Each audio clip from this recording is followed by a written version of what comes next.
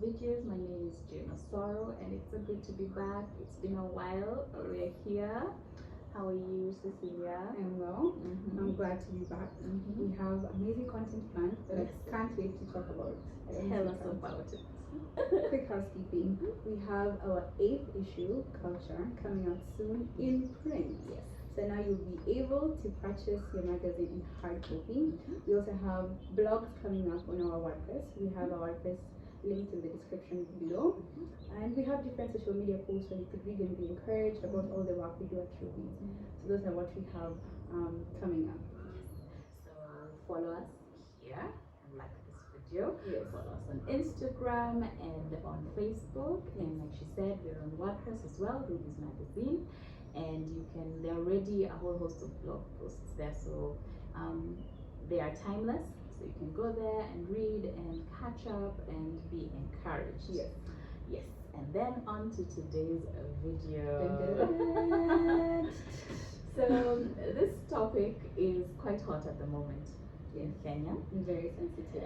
And insensitive, yes, extremely sensitive. And I feel one of the impetus that I had for us to have this video was that as the church, we are getting into something that we have very little information about. And so we can end up doing more damage if we are not careful. So we just like to address this issue here at Ruby's and shed some light, give some information and direction as well for us as a church on how to.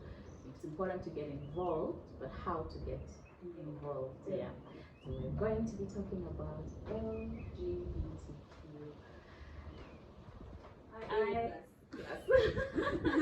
I think that's where we should begin. Yes. The definitions. Okay. What's LGBTQ? What's the full range, first of all? Okay. Because I think most people are just used to hearing LGBTQ, but they don't know there's a full range. Yeah.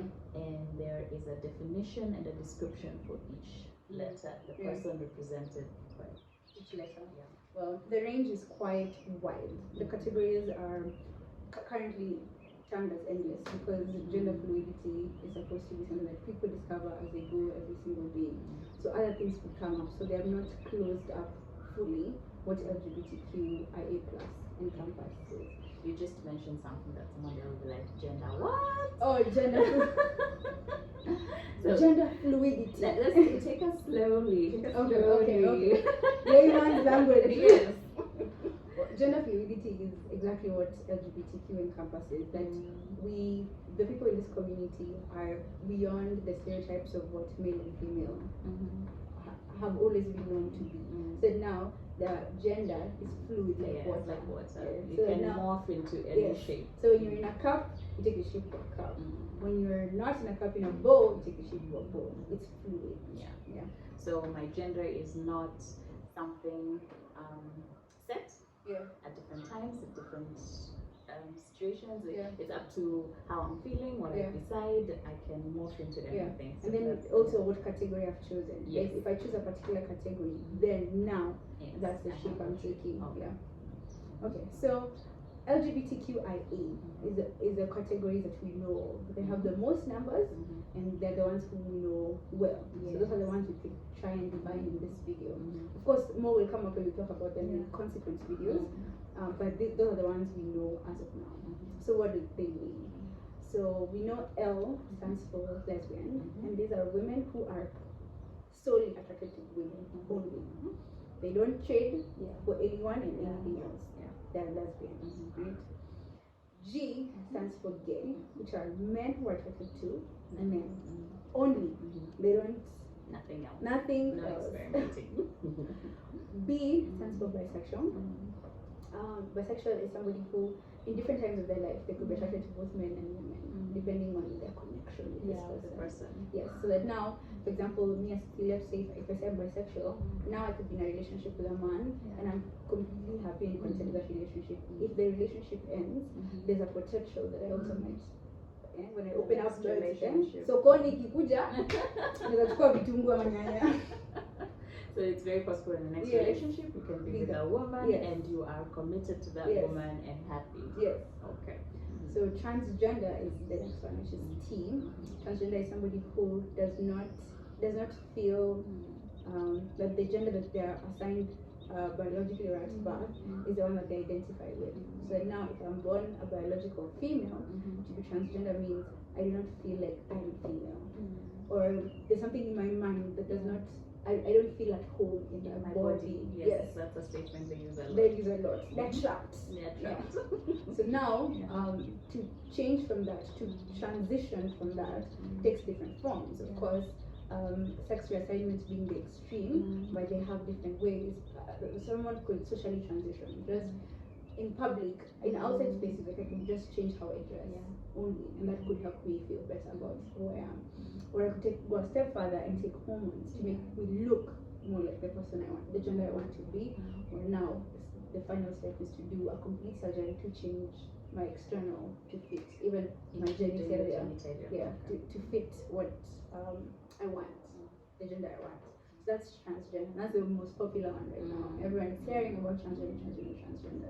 Those are the most popular ones right now. Then the next one is queer.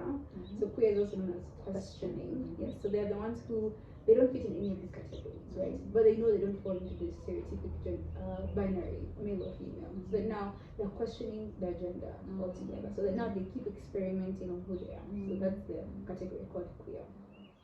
They hold the biggest majority of teenagers. Yeah. The biggest majority is teenagers. And that, when you think about the developmental stages of a human being, that makes a lot of sense. Because as teenagers, you are questioning a lot of things apart from your identity, so it would make sense that they would also hold the biggest group of questioning. Yes. So that's queer, and then intersex. Intersex is a biological one. They're a biological anomaly.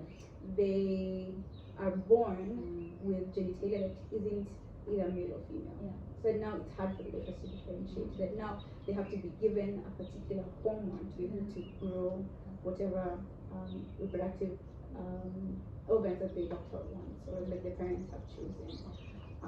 So that's. But isn't there also the aspect of looking internally? Yes, they have. So sometimes you could even look internally, but also even internally, there's no clear, because you find somebody has something that looks like a uterus, but they're producing a lot of testosterone. Then you're shocked. So what's happening here? So that's intersex. They are a complete anomaly on their own. That's biological. They didn't choose that. And then we have another huge category. Just before you go out there, so the common word that most Kenyans, I think, know of that is, if I'm not wrong, hermaphrodite. Yes, hermaphrodite. Apparently, that's not a good word to use. I know. But for the sake of explaining and helping us, we're helping our audience come on board. Let's catch up with where everybody is. So that's the famous one that people do, but for them it's derogatory. They don't like that word. So next is another huge category called ally. So A stands for ally. And ally is a friend. So allies are friends to the LGBT community, whether it's parents, whether it's friends, siblings who support somebody who's in the LGBTQ community. If I decide just to go take up a placard and join you in your Pride Month. I'm an wearing a whole pride dress. Yes. So those are the main categories that we have as of now. Of course, there's so many more coming up each day, but those are the ones that we have as of now. Now, there's one we were talking about previously. Two spirits. So there's called 2S. LGBTQIA. So two spirit is somebody who has both masculine and feminine energy within them, and therefore they cannot function as stereotypic male or stereotypic female. So like now I could be Cecilia if I'm to spirit. If men are supposed to be going out to war and to be protecting their families, me, I'm painting my nails in the house. Okay. So now there's always that consistent. They feel like they're torn between themselves because there's stereotypic ways men are supposed to behave, there's stereotypic ways females are supposed to behave, but they feel like they're in the middle. They have both those spirits within them. Yes. So is it days or times that I feel I am male or female? It's just an ongoing thing. That moment to moment I have this war within me that I am feeling both male and female. Yeah, they say it's ongoing. Okay. I think it's hormones, but what my opinion doesn't matter. And so what is their position? They want to find where they are, or they just want to remain as they are and accept me as I am. Yeah, they want to be accepted as they are, and they don't want the stereotypes to be imposed on them. Okay. Yes, so that's why they're fighting to be a whole category on their own. And these two-spirit are different from non-binary. So a non-binary person is somebody who does not completely identify with both male or female, the stereotypes. They have none of that. They don't fit in there. They're non-binary. Yes, and then now we have this one to have taking on both. Yes. So in Kenya, what are the major ones that we face on a day-to-day basis out of these groupings, which are the most quote-unquote popular? Well, I think all of them are popular except T. Transgenderism has not caught on in Kenya. All of them are represented, except transgenderism. Yes. Alright, because I think where we are coming into the argument at the moment as Kenya is the L and the G. Yes. That's where we are. We are all thinking. We're thinking this is what is coming into our society at the moment, but the whole range is represented in Kenya, and we need to be aware that we're not just as a church, we need to be aware that we're getting into a fray that's bigger than just lesbianism or gays. It's not just homosexuality. This is not just homosexuality, it's a whole thing. And then there's a whole idea of they call themselves a community. Yes. Talk about that a bit. Well, I personally think that's one of the devil's biggest tactics against the church. Because we know that God gave power to the church, that the church is supposed to meet together and to give each other family vibes, so to say, in layman's language, where you have support, you have advice, you have counsel from people of different ages and different walks of life. They help you walk that, they help you toe the line, right? Like the SPF says, walk the walk. They help you walk that walk very well. They come alongside you and they give you strength. Like Moses, and when the time that he had his hands out, and then Aaron and they came and supported him. Yes, so that's what the community does for people who are in the LGBTQ, because most of these people are usually cast out of their families because people in the family don't understand what you're saying. So they practically shun you because they think in that sense you would feel it's tough love, right? We're sending you out so that you could understand that this thing is not good for you. That's what most families do. So when they're shunned, now they get to find that family. Some people who help them now walk that walk, for them. So that now the devil has made a counterfeit church, a counterfeit community for them. And it's quite strong, even financially. You get a lot of financial support. You get a lot of backing, and I think with most other, can use this word now without being strong. With most other sins, you reach a point where it's you against the world. If you are an alcoholic, there's just a point you're in the ditch by yourself. The people you are drinking with in the bar are also sleeping in another ditch on their own, or it reaches a point. But with the LGBTQ community, no matter how far you're going, you have people cheering you on, literally. Every time. Other things like theft, you may find yourself in prison, and now it's a journey you are on your own. Your peers are trying to survive, but this one, no matter the depths you go to, you've got family and telling you, I went through that. Yes. The allies. The allies telling you, we could take you somewhere. Okay. So one of the challenges that we are having currently as the church and with this issue is that we are being reactive, and it's not the first time. It's not the first time that I would have hoped we would have learned from previous reactant people that we actually need to be proactive rather than reactive. The things I'm seeing even in some of the groups that I'm part of my own church, where we are comments like we should not show people, we can't show them love, or they will go on with this kind of behavior. We need to condemn it in the highest level, We have seen churches put out statements about what the Kenyan government, when the ruling about them being able to register as an NGO came up, and certain churches put out statements. And for me that's okay. There's a mixture of good things we are doing, but after putting out a statement, what next? What next? Because Jesus is the answer for the world today. So the answer is not just a letter. Behind all this, behind the LGBTQ, are human beings with a face and a soul that need to be reached out to. So first of all, what are some of the things as a church that, not just right now but previously, we have been going wrong as far as addressing this issue is concerned, and more importantly, the person, because it's not just an abstract issue. There are people involved. Well, one of the biggest issues is that the church assumes that just throwing them out means it will die. It will die out like a child that you just put out there, and then you don't feel a horrible example. Like a cat. Like a cat will survive. You have to think of something that's completely helpless in that sense. So that now they assume, and if you put them out, they'll just be helpless, and then they'll not be able to. It will be an issue that will fade it out. will just wither and just die. But the problem is they forget that the world, this is something that the world wants, right? Like Roman says that they will,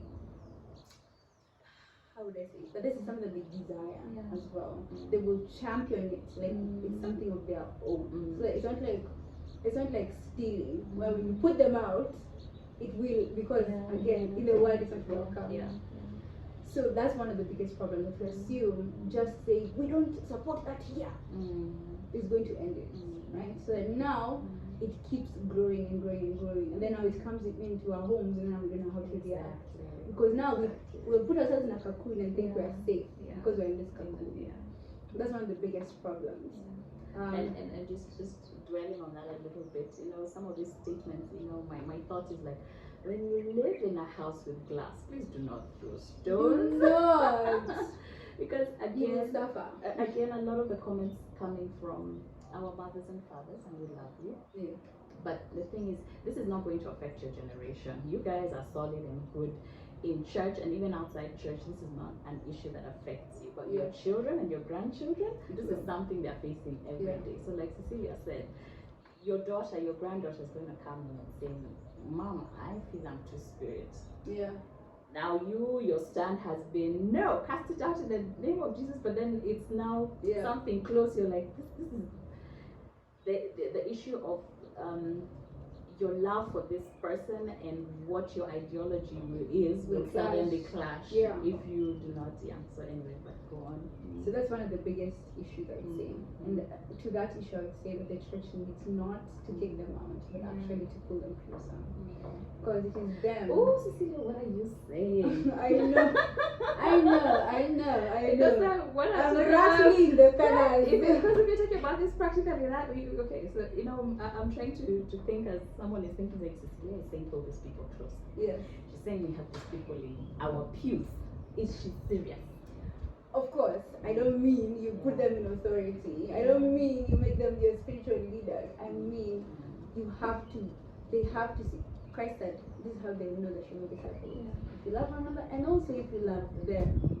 So now, when they do come closer and they say that you want to have the conversation with them, right? Because again, most of these people who are in the community, like when I was there, I was genuinely confused. I was questioning and seeking and searching, right?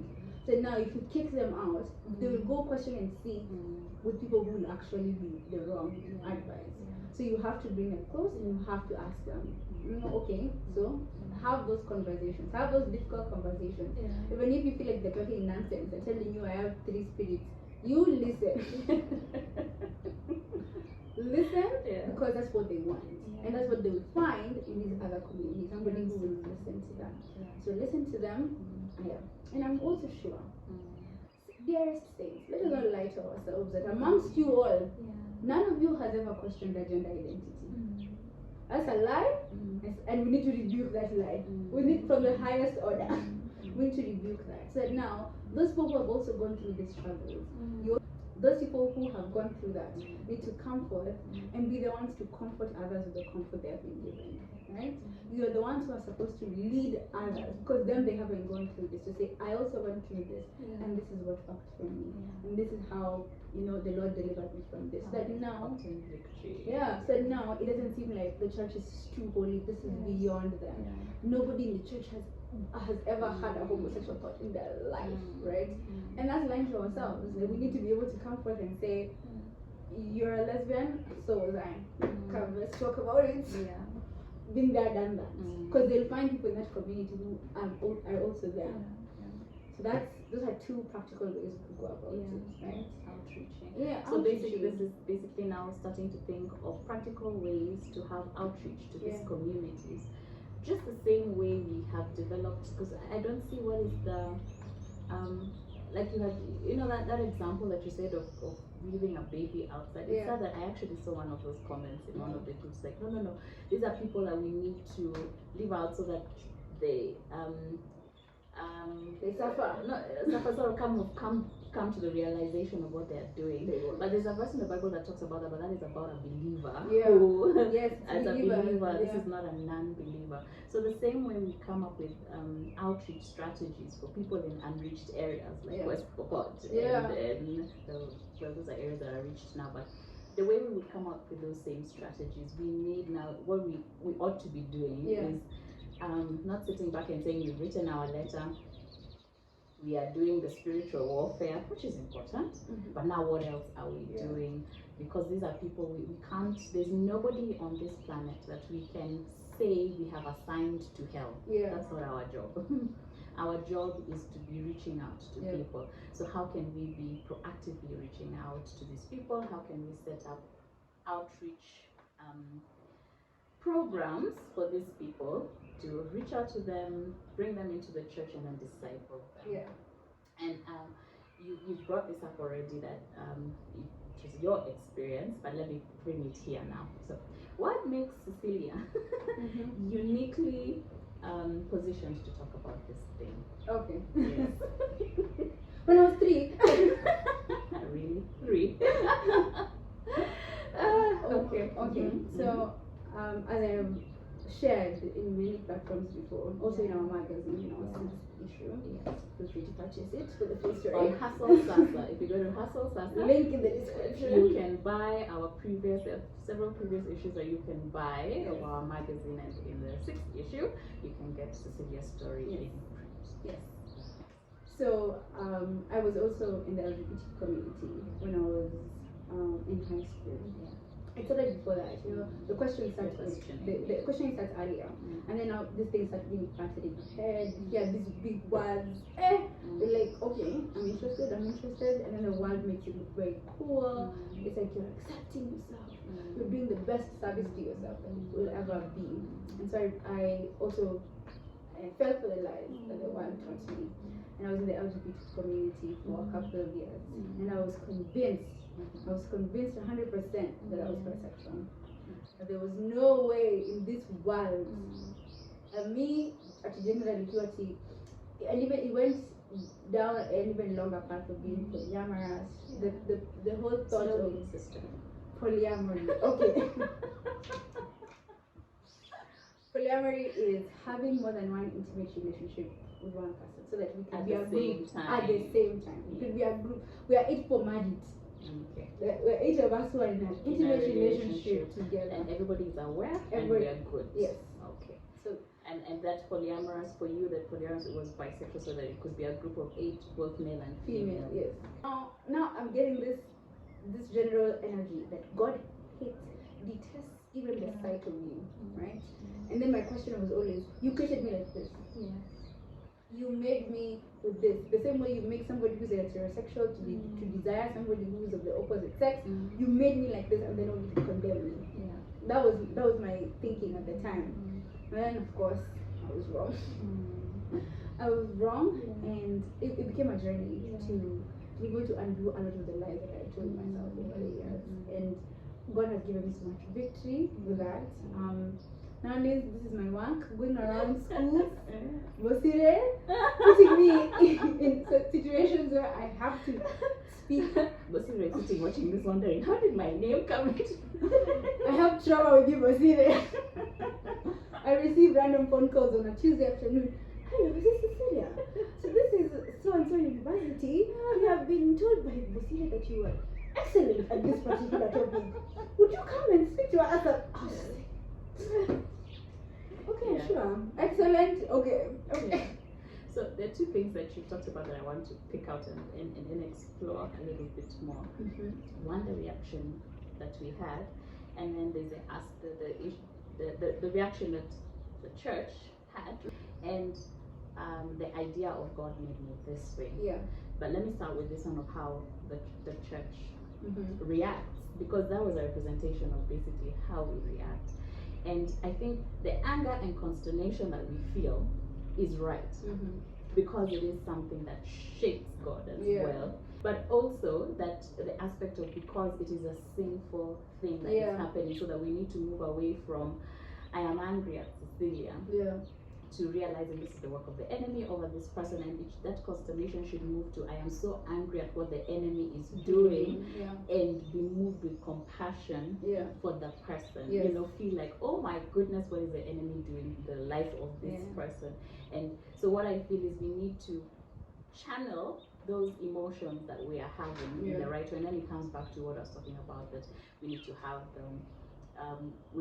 the information, we need to have a plan, and we need to have the heart of God. Yes, we do. Because sometimes we have the word of God, but then we don't have the heart of God, which we need to put together in order to be effective in our ministry on earth in every way. We need to know what the word of God says, but we need to have his heart as well, the letter and the heart of it. So now addressing the whole issue of God made me this, because that's one of the things that you will always face as a believer when you go out to minister to them. It's like, but it's God who made me this way, so why are you telling? How can this same God who made me this way be telling me that I am a sinner and I need to change my ways? Of course. So that his wrath is coming. Fire and brimstone. Fire. And then they accept the fire and brimstone. We don't accept. Go and have this issue with God. I think one of the things that became very clear to me earlier in my walk with God was God never gave me the evil desires. He never did. By the time, first of all, I remember the first thing that I received, the first calling I received from God was I need to put off my old self and walk in light with what He tells me, right? Who He says I am now is what's supposed to matter, not what I've told myself over the years. So now what He says should matter than what I feel and what I think about myself. So that one was huge. It rattled my feathers a lot. In fact, it pulled them out. I was just like, surely God. How am I supposed to undo my identity? Because it felt it was me. It wasn't just, you're not asking me to put out something that's actually kind of jeweled in. This is who I am. I have become. I have become. So that was one of the things I needed to separate. That my sexual identity is not who I am. My sexual preferences is not who I am. Because that's the lie the devil has done. He has convoluted them so that now who you are attracted to is who you are, and not just your preferences in mind. So now I had to go down on this journey of discovering who I am in light of God's word, and in light of the Creator who made me. So who did He say I am? So I went down that journey. So one of the biggest distinctions has to be that as early as possible, if you are going on that path as a person who's questioning your gender identity, you need to put those things separate. Your gender identity and who you are different. Right? So now, once you go, and then now go down the path that actually matters, the one that will shape you forever, now that will carry on to eternity, is who you are and not your sexual identity. So now I had to put those, once I put those two separate, it was easier for me to walk that walk with more acceptance to what I would hear and what I would learn. So that's usually step one. Like discovering that God knows me that way. And then now going down that journey of discovering who He says we are. Now, someone watching this who is having this struggle and it's feeling like, okay, so I hear you, yes, I need to separate. But then there's my feelings. Yeah. This is what I am feeling at the moment. How do I deal with this? Is what I feel. There's something that I had initially that the heart would always make a convert of your mind. Right? So now your feelings will dictate what you feel. Right? So there's a huge responsibility and a huge discipline as somebody who is going through this question has to do to be able to put aside your feelings for a few seconds so that you could think rationally. You cannot be able to think objectively when your feelings are involved. So sit with yourself and put your feelings aside, and always be aware when your feelings are trying to cloud your judgment. Be very cautious about allowing your feelings to lead when something you should have thought about logically. There should be that distinction as well. And then there's the aspect of a journey as well, because I think a lot of things, a lot of people, the attitude that we can get into this now as a church, maybe we've reached that place where we are feeling like, yes, let's go convert these people. You have received Jesus. Change. It's automatic. Marry a man tomorrow. So there are those where the transformation is immediate. But then we've got to be aware that this is a journey, because it also took a journey to get where we are. And this is different from many things because, like I said, it's identity based. Identity based. We are not just. It's not just. We can separate. It's very easy for me to separate myself and say I am not a liar. I lie. That's easy. Lying, but for this one, the way the enemy has concocted it is it's connected to your identity. There's a community that you have to live. You know, it's quite close to the way when we minister to people who are, like, for example, in Islam. We are aware that as I am ministering to this person, there's an aspect of they are coming from a community, and it means Christianity means detaching from your very blood family and things like that. So for people in the LGBTQ community, there's the aspect of it's a journey, and also because of the identity issue, and then I have to disconnect myself from my family. Jackie Gilberry calls it the heterosexual gospel. Where the church, it will preach to you, you say you're born again, and they expect fruit immediately.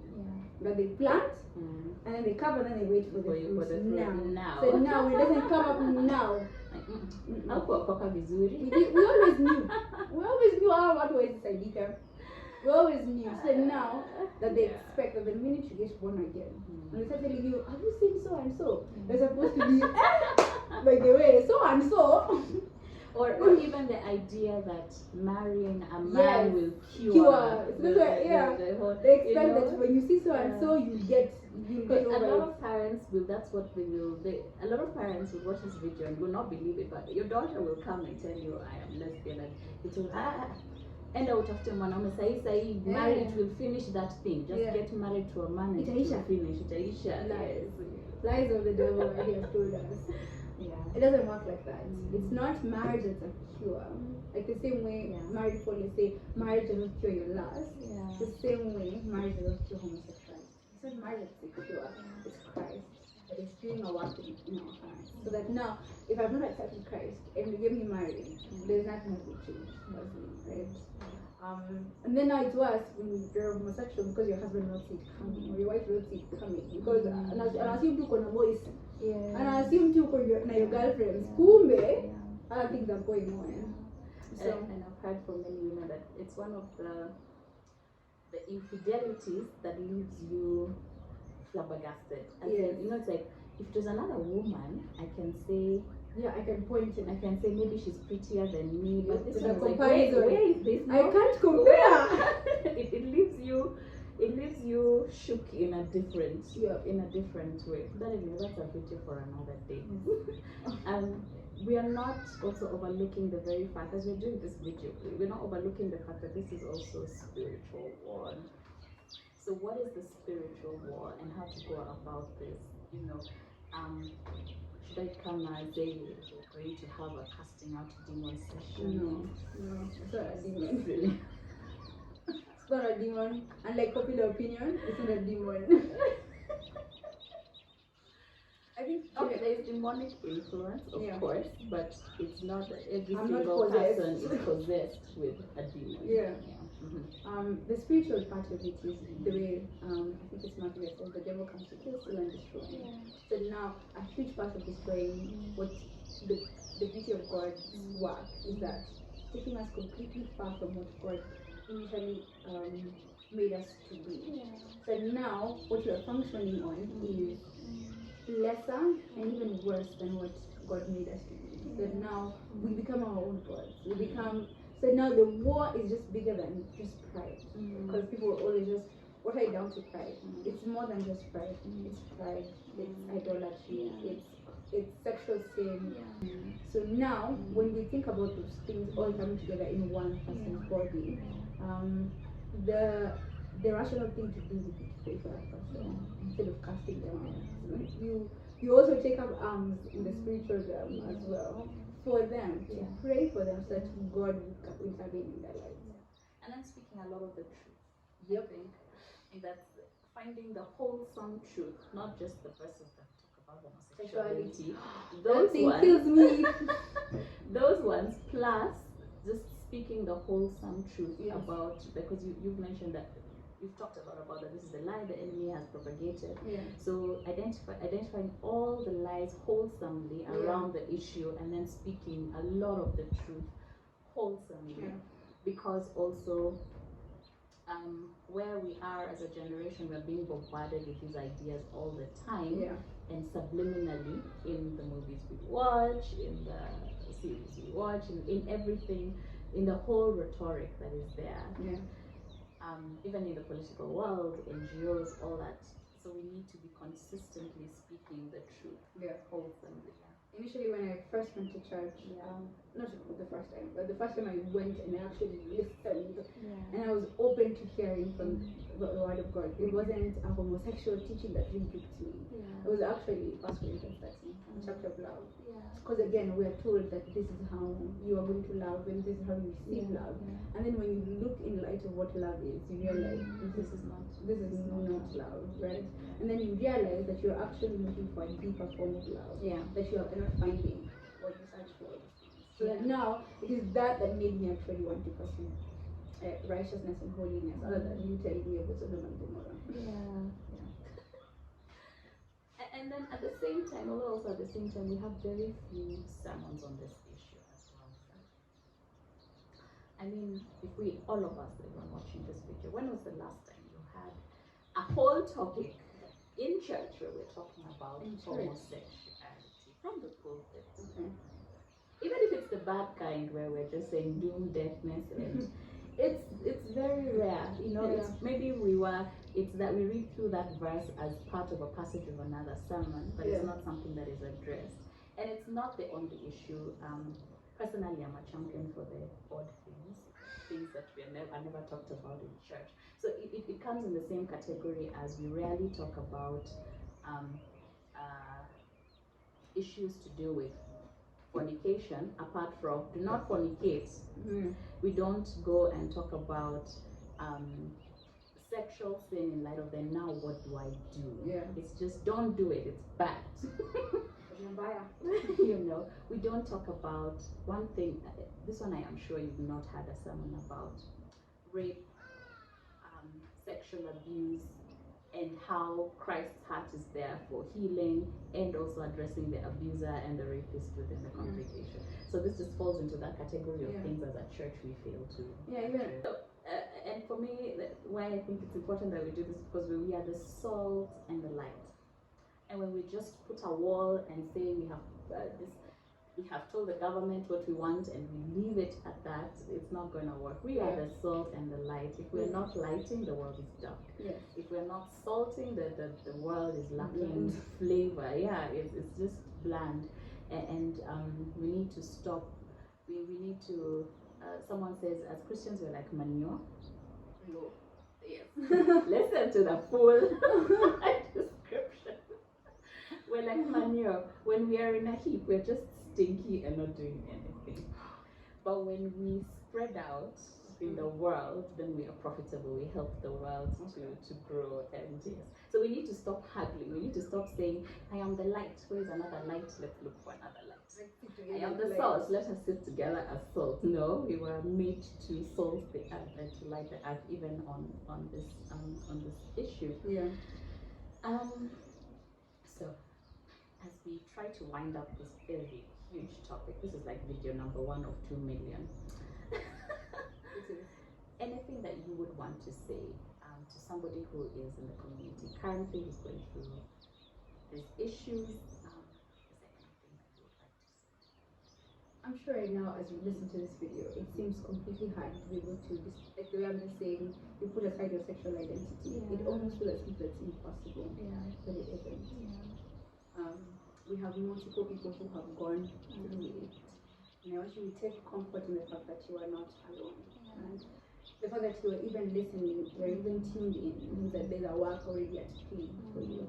So I ask that you think objectively and that you lean into the person who actually helped you, who is your creator. I think that would really help you get through most of the fog. The fog seems very thick right now, but the minute you start getting into it, it gets better.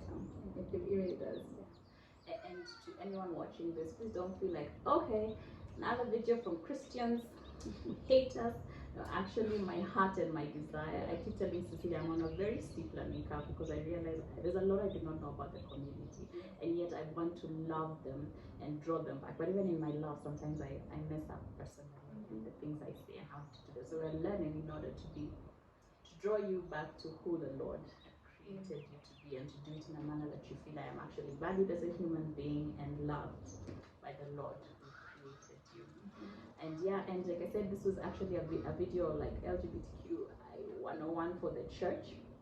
So I'm sure there are many other issues that we will probably think about that we haven't addressed, and come and address them in another video. And feel free to drop something in the comments and let us know what your thoughts are, or those who know us personally, stop us on the streets and tell us, Jane, no, I don't agree with you. It's happened before, so please feel free. Feel free to do so, and we will come and address those issues again on video, and just continue praying for us, for people in the community, for Cecilia as she reaches out, that we will be, and as a church, that we will go back on our knees and ask God, so what is your heart for this issue? What is your heart for what should we be doing as a church actively within Kenya concerning this issue? And around the world. So thank you for tuning in. Thank you for watching. Thank you for liking, subscribing, sharing, and asking somebody else to do the same. Keep it true, bees. And we thank Eldo Palm for allowing us to shoot our video here. We'll have a link to their contacts as well. Lovely guest house in Elbert, where you can come and have a quiet, refreshing time. See you in the next video. Bye-bye. Bye.